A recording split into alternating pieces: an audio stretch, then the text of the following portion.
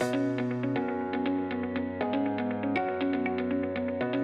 thanks so much for joining us today for this JumpCloud case study. How are you doing?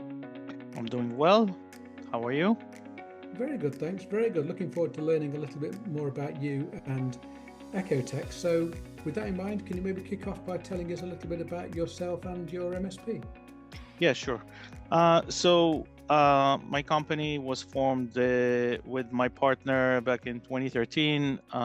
We started our MSP program, um, providing services for New York clients and international clients, uh, managing all their cloud systems, on-prem hosting systems, and security systems. We've been growing since 2013, doubling our capacity, um, and it looks great so far, and future looks promising. Well, that's good to hear. And you mentioned sort of New York-based clients and international. Was that deliberate, or did the international clients come because of connections to New York clients, or was it always set out that way?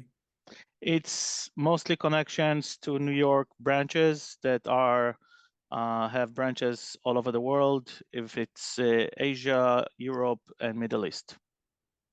Okay, and how many are in the team over there? We are currently 11 people in the team, supporting over 100 plus clients, doing all their cloud managing solutions and security managing solutions. And the day-to-day work pretty much, it's pretty much a fight with today's security breaches and hacking people.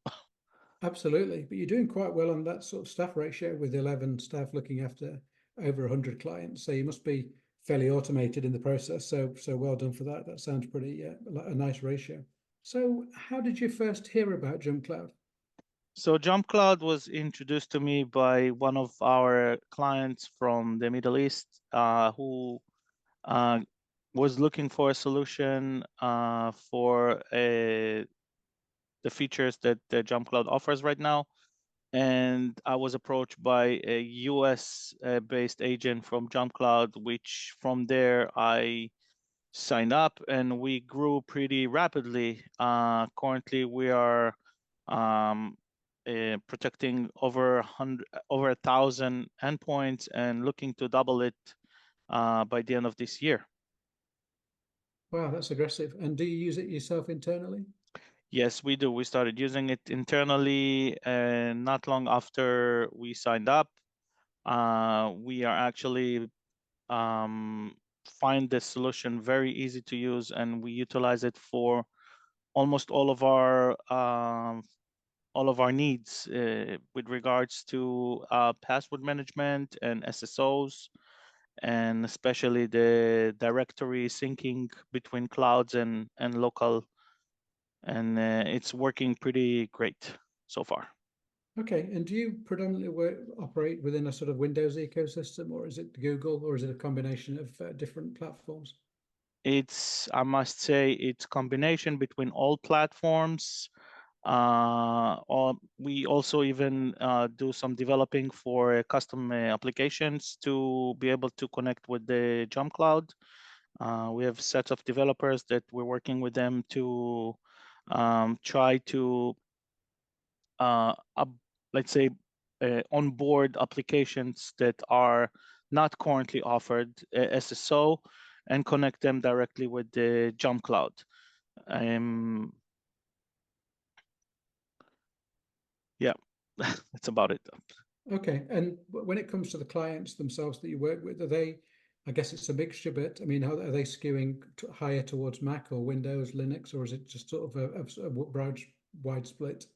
It depends on the type of the clients.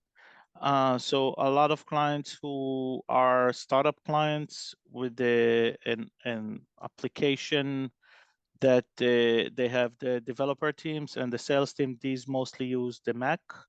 Um, uh, Most of the service clients use the Windows version of it. So I can honestly say it's 50-50. Okay, that's good to know. It's good to know it helps across different platforms, which is great.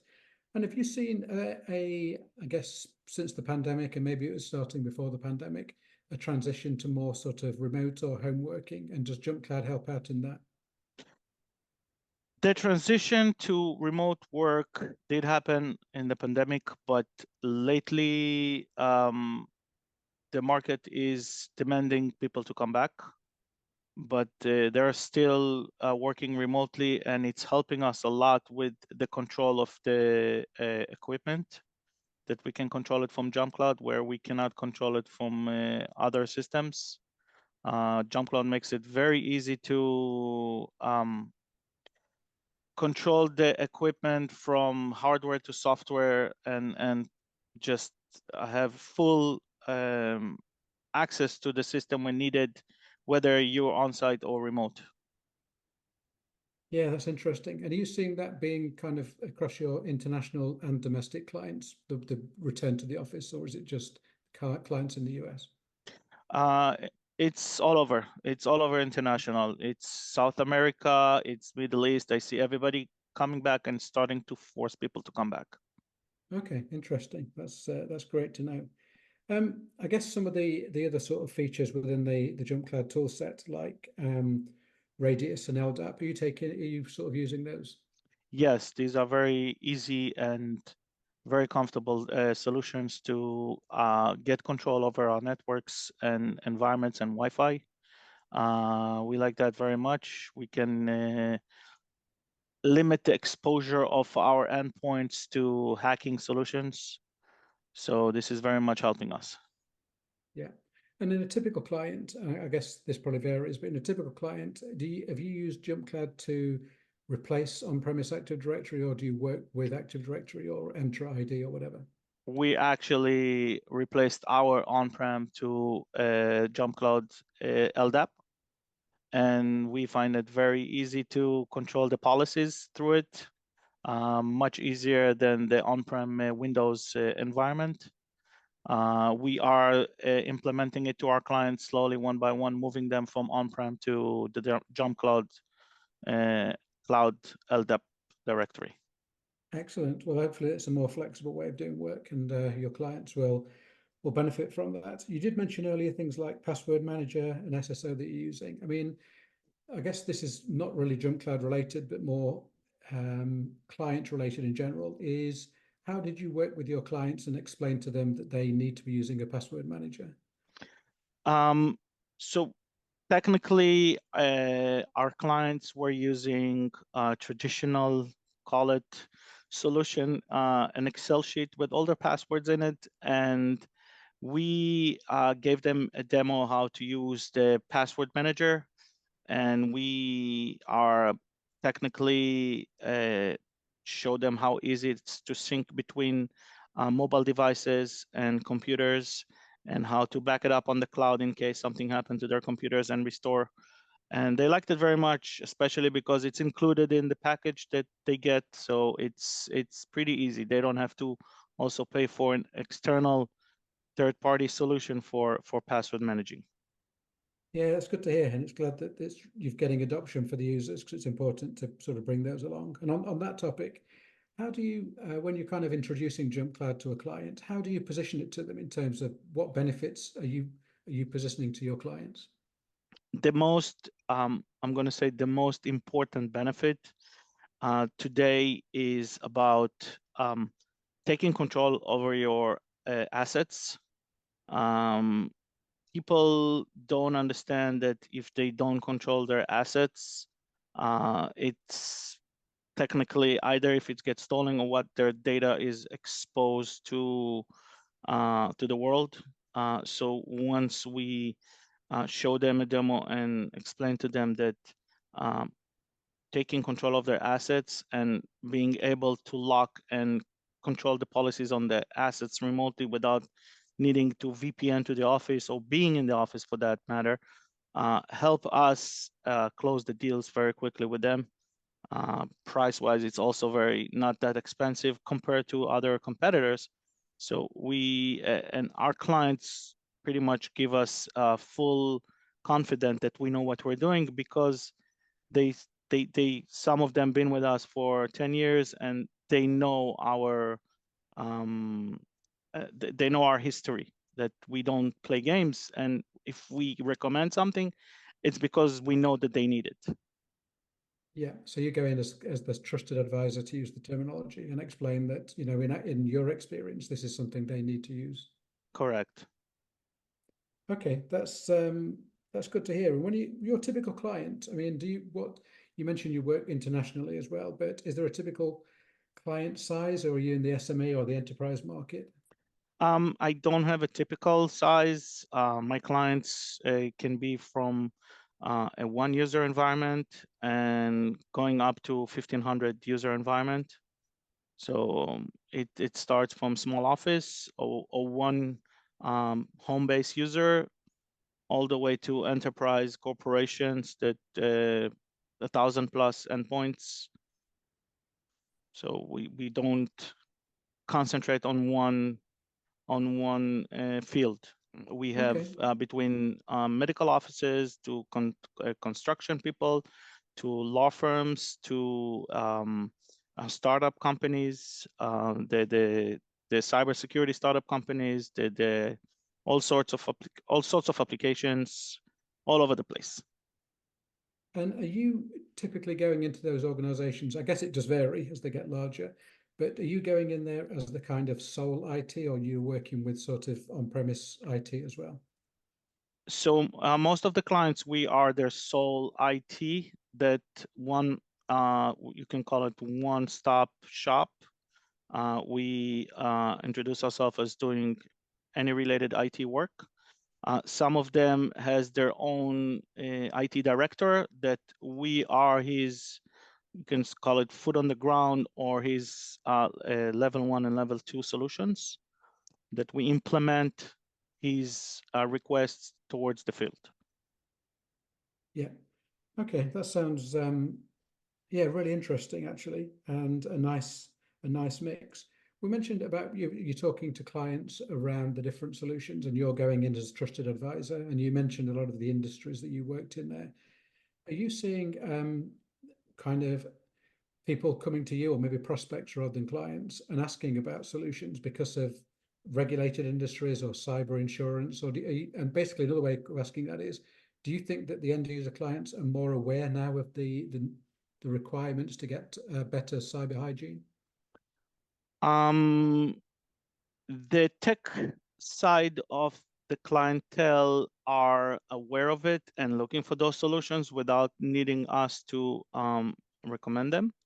But I'm gonna call it the workforce of the field, those clients that don't really get involved with technology every day, and all they do is use their computers for financials and data sharing and working on their day-to-day. They are not aware of it, and they are lack of awareness. And this is something that we are doing with them right now, is sending them to training for security awareness, so they will understand what's going on. Because I also have some clients that approaching me after they already got hit with a fraud. If I have a client who got hit because someone approached him and was able to get $200,000 from them, so they are lack of awareness, and we're trying to push it through them and introducing the JumpCloud throughout the way. Yeah, no, that's a lot of money as well. So hopefully that client learned the lesson and can recover from that. But that's a serious amount of money. And okay, well, we've just got a final question, which I'll leave completely open to you to how you answer this, is in what way, or what is the number one way, or multiple ways if you can think of them, that JumpCloud has helped either Ecotech or helped your clients? The first kind of approach is, again, the taking control of the assets. I've had clients that their assets were not controlled, and the end users could just do whatever they wanted to do. So the first level is taking control over the assets. The second thing would be the SSO, that the MDM solution that we get with JumpCloud, that we are able to register new devices and all devices into our MDM solution, where we can push our policies, and we don't even need to interact with the actual hardware. All we have to do is push the MDM, the asset get the policies and get all the installation that it needs. So the automation works great. The third will be the identity management that we like, which includes the SSO. And the fourth one would be the password manager that helps us control the password exposure to the internet.